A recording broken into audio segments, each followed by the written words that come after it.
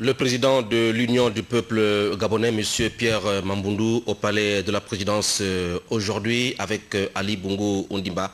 Plusieurs questions liées à l'actualité brûlante au Gabon ont été largement évoquées. L'UPG qui fête demain le énième anniversaire de la création de cette formation politique de notre pays, Libreville, qui abrite depuis ce matin le tout premier forum sur le foncier, occasion pour le Premier ministre, chef du gouvernement, au nom du chef de l'État, Ali Bongo Ondimba, d'inviter les différents secteurs engagés à trouver les remèdes aux conflits fonciers qui entravent le développement de ce secteur. Madame, Monsieur, merci de renouveler votre confiance à la première chaîne de télévision nationale du Gabon.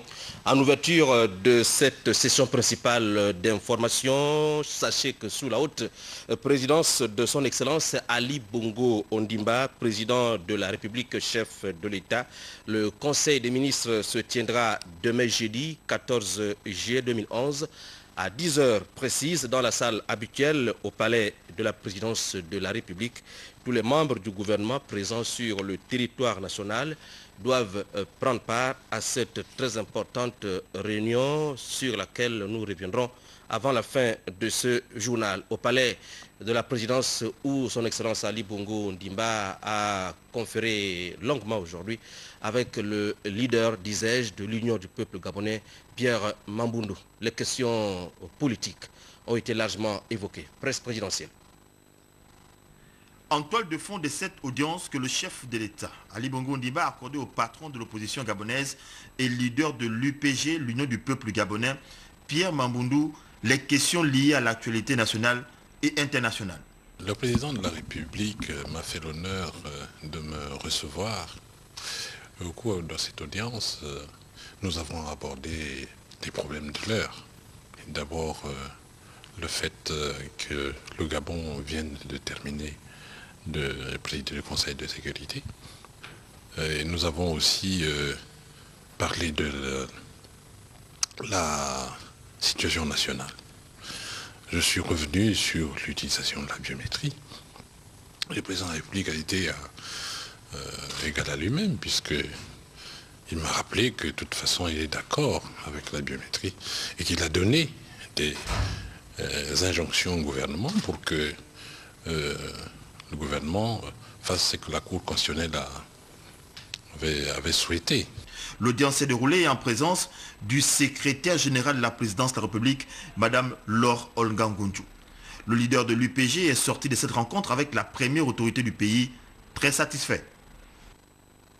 L'Union du peuple gabonais qui célèbre demain son énième anniversaire. Les manifestations sont prévues pour demain après-midi au siège national de ce parti, 6 à Aouindé. C'est un quartier de Libreville. Nous y reviendrons demain. La prochaine consultation électorale avec ou sans la biométrie, la mise en place d'une stratégie commune sont entre autres questions qui ont figuré en bonne place de la réunion cet après-midi des partis de la majorité républicaine pour l'émergence. Les leaders de ce grand ensemble étaient tous présents. Les images qui nous sont proposées sont de Victor Moununga. La majorité présidentielle pour l'émergence s'active et s'organise dans la perspective de la prochaine élection législative. Autour du secrétaire général du Parti démocratique gabonais, Faustin Boukoubi, les chefs des partis politiques membres de ce grand ensemble sont venus échanger et partager leur point de vue sur les questions brûlantes de l'heure, telles que la biométrie qui fait couler beaucoup d'encre et de salive, et surtout sur la stratégie à mettre en place le moment venu. Nous avions besoin d'harmoniser également les points de vue, parce que vous savez, beaucoup de choses se disent, mais la majorité républicaine est une. Nous sommes dans le cadre d'une charte avec des dispositions particulières en ce qui concerne les comportements des uns et des autres à avoir lors des élections. Donc nous nous sommes attelés à réexaminer la charte pour qu'on ne perde pas de vue que la majorité reste une Nous avons abordé également un certain nombre de points relatifs aux échéances à venir et à la façon dont nous allons nous organiser, à la fois pour être le relais de la politique du chef de l'État auprès des populations, à la fois être ceux qui vont défendre ce que fait le chef de l'État vis-à-vis des autres compatriotes qui ne comprennent pas toujours. Et nous avons arrêté donc un certain nombre d'oppositions. La majorité républicaine pour l'émergence reconnaît que les enjeux de la prochaine consultation sont de taille, d'où une préparation minutieuse. Ce qui compte pour nous, c'est à la fois respecter la légalité et améliorer la transparence dans l'organisation des élections. Étant la majorité au pouvoir, nous devons faire en sorte que les prochaines élections voient cette majorité encore plus solide pour apporter sa contribution à l'action du président de la République. Si les dispositions demeurent celles que nous connaissons aujourd'hui, nous irions aux élections sans la biométrie. Si d'ici là, ces dispositions venaient à changer et que la biométrie était introduite, nous irions avec la biométrie sans état d'âme. Car pour nous, le plus important, c'est de respecter la légalité. La réunion de la maison du PDG du quartier Louis à Libreville a démontré le degré de mobilisation de cette majorité.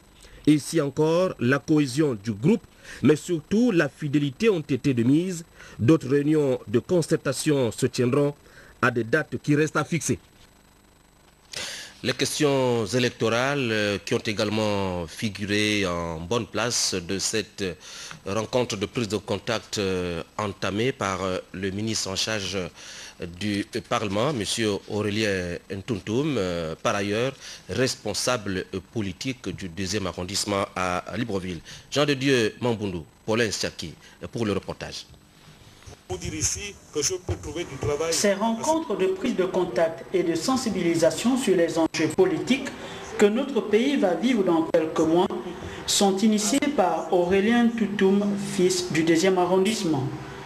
Aurélien Ntuntum a, tout au long de ces échanges, interpellé les populations de Nkembo à Tonabé, dit Petit Oyem et d'Avea sur l'attitude à adopter le moment venu. Quand on demande de reporter les élections, je vous ai dit cette loi va prendre 18 mois pour sa mise en place. Donc il faut attendre jusqu'en 2012 ou 2013 surtout, avant de connaître les élections législatives. Mais qu'est-ce qu'on fait entre-temps, entre 2011 et 2013? Parce que le mandat des députés s'achève le 23 janvier prochain. Le 23 janvier 2012, le mandat des députés s'achève. Comment on fait?